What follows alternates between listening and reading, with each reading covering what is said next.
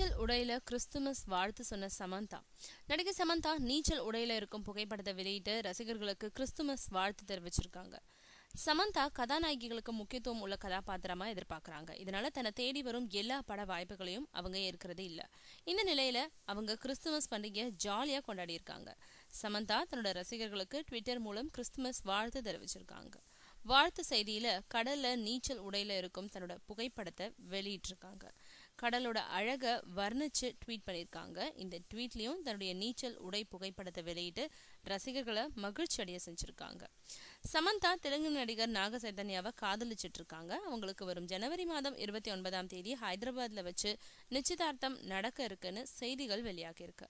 அண்மையில தான் நாக சைதன்யாவோட தம்பி அகிலுக்கும் அவரோட காதலிக்கும் ஹைதராபாத்ல நிச்சயதார்த்தம் நடந்தது. இவங்களோட கல்யாணம் 2017 நடக்க இருக்கு.